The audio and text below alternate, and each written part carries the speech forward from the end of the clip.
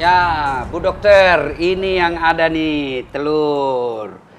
Ini yang banyak. Mantap nih, telur nih. Saya tanyakan. Apa tuh? Ada mitos di kalangan masyarakat kita bahwa memakan telur setengah matang, ya, apalagi campur madu, itu menambah vitalitas.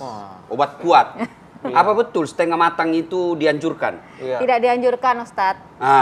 Itu tidak Ini, boleh ya. Jadi itu mitos yang keliru. Mitos yang keliru. Kenapa, Dok? Nah, harus matang sempurna dia. Karena agama juga melarang masakan yang setengah. Dia harus matang. Betul. Begitu juga jenis kelamin yang setengah-setengah, setengah laki-laki, setengah perempuan. Nggak boleh tuh, Nggak boleh. Nggak jelas dia, nggak Iya, jelas. iya. Nggak jelas. Karena kalau setengah matang ada apanya, Dok? Kenapa? Bakteri kah? Bakteri, banyak Bakterinya bakteri yang dia- belum mati. Ya, belum mati. Dia Betul. menggelepar, apa sih itu? Menggelepar-gelepar, akhirnya dia makin sadis. Bisa Ya kan? aja. Suka mau balas. dia Iya, kan? iya, iya. Betul. Nah, begitu juga obat kan kalau kita konsumsi tidak, akhirnya kita menjadi, apa namanya, kalau obat sudah tidak mempan di tubuh kita, Kebal resisten. resisten. Jadi begitu juga ini, kalau dia tidak mati, maka dia makin mengamuk dia kumannya. Apalagi udah dikonsumsi, makan masuk ke dalam tubuh. Kemudian Dok, ini kan Ya. ada dua nih saya lihat. Iya. Ada yang putih. Nah, ini pasti telur kampung. Iya, betul. Apakah memang telur kampung itu gizinya lebih tinggi daripada ayam ras seperti ini? Sebetulnya enggak ya Ustadz ya. Oh. Nah, cuman biasanya memang kalau kalau telur ayam kampung itu kan lebih kecil aja. Jadi dia secara misalkan kadar lemaknya kesannya lebih sedikit segala macam. Sebetulnya secara nutrisi nggak beda jauh. Nggak beda. Bagus Terus Dok, dua-duanya. itu lagi kan di dalamnya ada dua tuh, Iya. Dok. Nah, ada yang kuning, Ya. ada yang putih. Ah. Katanya kalau yang kuning itu dikonsumsi berlebihan bisa menjadi sumber penyakit. Atau bisulan. Bisulan katanya Pak Ustadz, katanya. Kalau di kampung saya, kalau orang suka bohong katanya bisulan. Kalau itu betul maka banyak anggota DPR bisulan. Nah, ini Kemudian, iya. Dok, lanjut. Katanya kalau kuning berlebihan jadi sumber penyakit, tapi kalau putihnya berlebihan dia tidak akan menjadi penyakit. Nah, benar nggak tuh? Benar Dok? nggak, Dok? Ini? Betul Ustadz, Oh.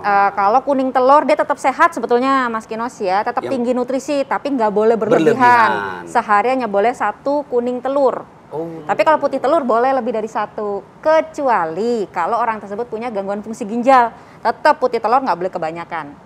Oh, orang ginjal. Orang punya gangguan ginjal nggak boleh terlalu tinggi protein apapun Ustadz gitu. Saya punya ginjal, kalau nggak punya ginjal bahaya dong. Gangguan Nah. fungsi ginjal. Oh, gangguan Enggak. fungsi ginjal. Telur sudah. Ya. Ini yang sehari-hari ada di mata saya. Mie instan. Iya. Selera Indonesia. Apalagi kalau buat sahur. Murah, meriah, praktis. Betul, apalagi kalau buat sahur Oh, kayaknya anak-anak menggoda sekarang banget. Ya. bertengkar kita kalau dia Gara-gara dilarang mie, makan iya gini. benar. Nah, gimana sebenarnya mie instan itu? Kan saya pernah baca hoax kali ya, bahwa mie rebus yang ada di Indonesia itu sudah melampaui batas kesehatan. Misalnya ada lilinnya. Ya kan banyak kan biasa yang beredar. Ya. Tapi saya sebagai tenaga akademisi, saya tidak serta-merta percaya. Ya. Bisa jadi itu adalah persaingan bisnis. Ya. Nah, bagaimana menurut tinjauannya Ibu Dokter ahli gizi? Iya, jadi sebetulnya kalau untuk lilin tadi yang disebutkan oleh Ustadz itu salah ya, tidak benar gitu, masih bisa kita konsumsi. Nah, tapi kita harus hati-hati pengawetnya. Wow. Terus garamnya yang biasanya kita lupa. Garam yang terlalu tinggi pada mie instan itu juga akan memicu banyak penyakit kalau berlebihan. Misalkan darah tinggi ya. Jadi kadang kita habis makan jadi pusing, lehernya kaku misalkan gitu. Jadi sama nggak berlebihan, sesekali silakan. Tapi jangan lupa ditambah sayur Ustadz. Misalkan masak. Pakai sawi. Iya, pakai sawi, pakai brokoli, kangkung, apapun. Dikasih sayur, jadi ada tambahan serat di sana. Serat itu gunanya untuk mengurangi penyerapan gula dan lemak. Apa jadi itu? bisa Sayur. sayur serat. Serat dari sayur dan buah. Jadi biar gula darahnya lebih terkontrol. Nah, jadi mengurangi berbagai penyakit. Tapi hati-hati juga tadi garamnya biasanya. Nah, ini apalagi kalau buat kalau sahur kan paling ringkes, paling enak, bikin nafsu, hilang ngantuk gitu segala macam. Nah, kalau ngomongin sahur nih, Iya. biasanya orang-orang banyak yang berpikiran sahur itu harus makan sebanyak-banyaknya supaya bekal untuk dalam berpuasa itu terpenuhi atau mungkin jadi cadangan sampai nanti berbuka puasa. Iya. Itu boleh nggak sih? Soalnya rasanya kenyang banget. Saya bisa jawab. Ah, Itu makan tidak berdasarkan ilmu. gitu. Iya, kalau dia punya ilmunya seperti tadi. Oh, ini harus banyak ini, ada begini. Kalau makan yang penting kenyang, nah, itu tidak ada ilmunya. maka harus ada ilmunya. Ini gunanya hadir ini acara, Bos. Nah, betul. Yang baik tuh gimana? Iya. Segimana makan? Seimbang. Ya, betul. Jadi konsepnya bukan banyak tapi seimbang dan sesuai kebutuhan.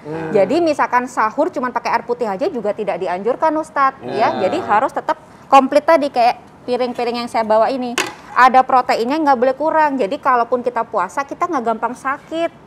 Tetap staminanya terjaga karena terbukti ya Ustadz ya di Al-Quran juga menyebutkan bahwa kalau kita puasanya benar, insya Allah malah akan meningkatkan kesehatan kita. Gitu. Jadi kalau kita puasa malah adalah obat. betul. Iya, Jadi kok puasa menyehatkan. malah kok jadi gampang sariawan, gampang sakit. Coba evaluasi, mungkin belum tepat nih sahurnya, mungkin belum tepat buka puasanya gitu. Bos, saya Bukan kasih puasanya. Contoh. Apa, Bos, saya Pak? kasih contoh. Apa Puasa tuh, Pak? itu sehat. Ah. Kalau mau orang operasi, Suruh puasa dulu. nah, Iya. nah,